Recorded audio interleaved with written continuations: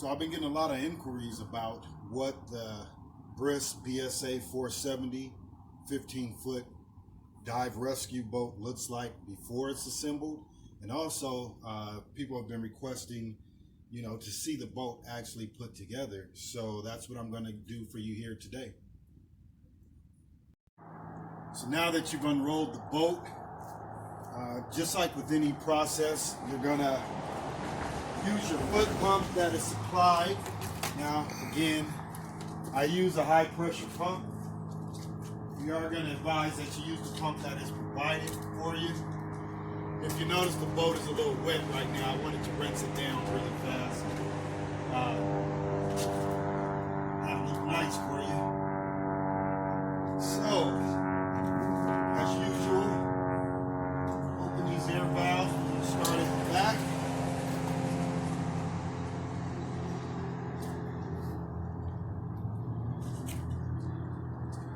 Just like with the 10-foot boat, I'm going to give it a little bit of form so I can get the floor in.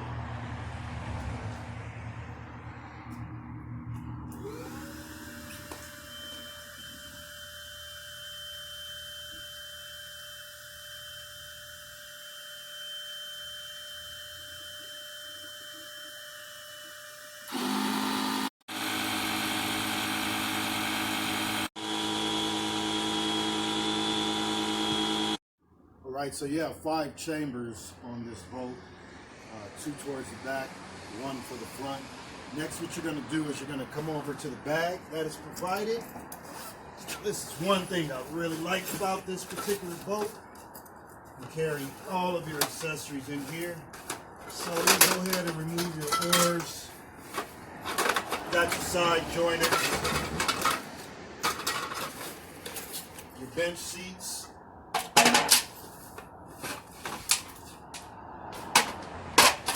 What I'm digging for is the floor. So you have your first piece right here. This was a little scarred up. I was having a lot of fun out there, and when I was getting out of the water on the first trip, I was just kind of slinging stuff left and right. So now we're going to start assembling the floor, with this being the first piece. So you're going to slip these pieces. They're basically like a puzzle.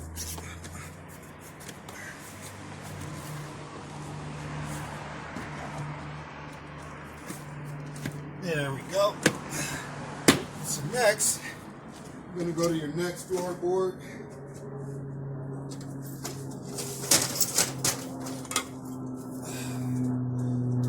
Now, some people ask also what side is up, what side is down.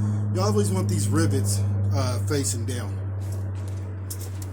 And that's going to come into play when you're putting in your side joiners.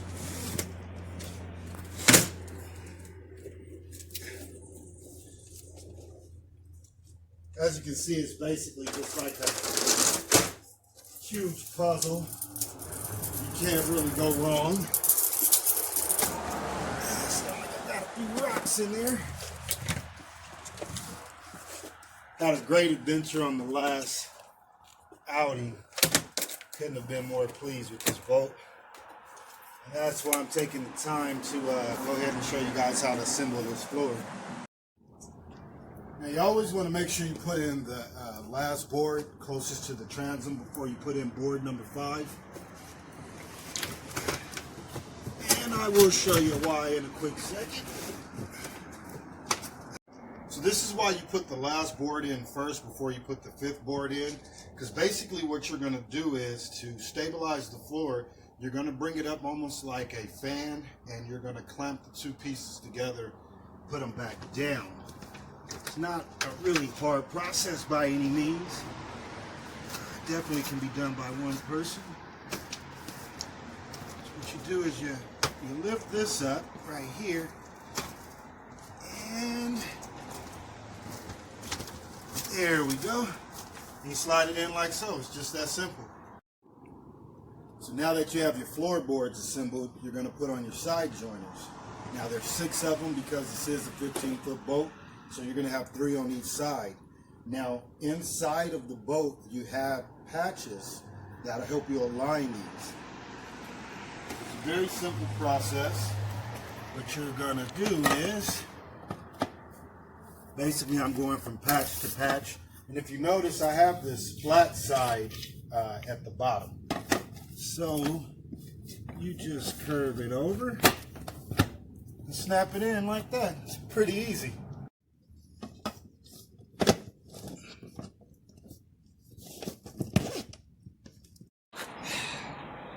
Alright, so now that you have your last joiner in, what you're going to do is you're going to bring the rest of your tubes to the proper PSI and start inserting your benches.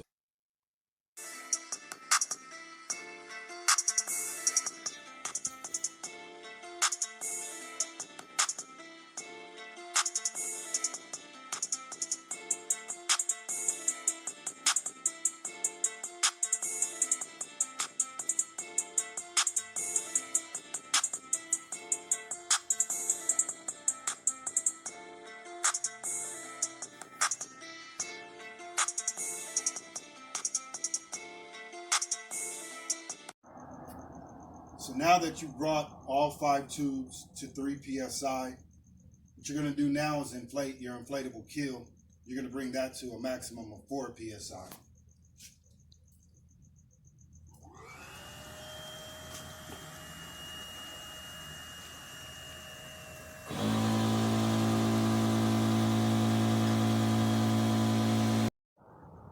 So now you have completed the assembly of your Bris BSA470 15.4 dive rescue boat.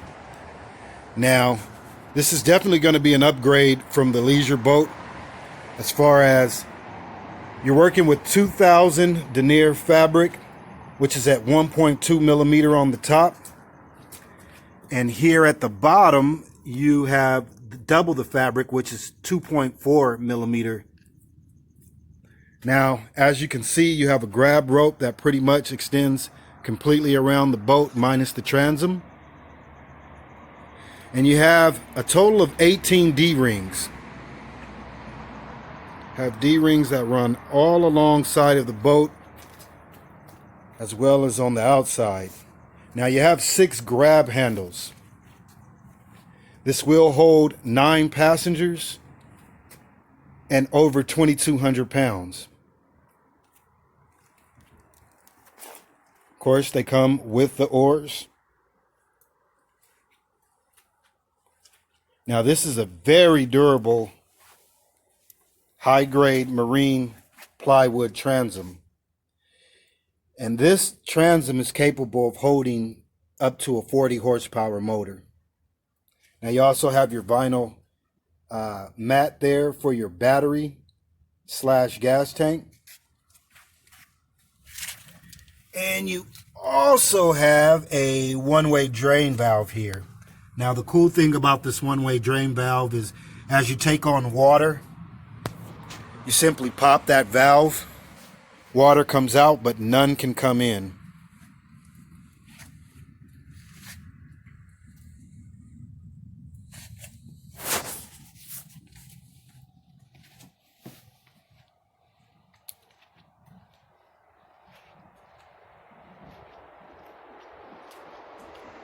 This is definitely a boat for an outdoor enthusiast. This is gonna serve your purposes. You're not gonna have to worry about any punctures, any rips, any tears. You're gonna have an ample amount of room, as well as someone who just wants to get out and take it for leisure. Now picture this. What I'm ultimately gonna do with this boat is I am gonna replace those bench seats with regular boat seats. They sell frames for inflatable boats. I am also going to then put a steering helm in here. Of course, I'm going to run neon lights, my navigation lights in the front of the boat. And I'm also going to trailer the boat. Up in the front, I'm going to place a anchor mount. Keep in mind, for all the modifications that you would like to add, they're all sold online for inflatable boats. There will be a depth / fish finder on the boat, And of course, my Scotty rod holders like I have on my other inflatable. So this is how you assemble the 15.4-foot boat. It's what I like to call an adventure in a bag.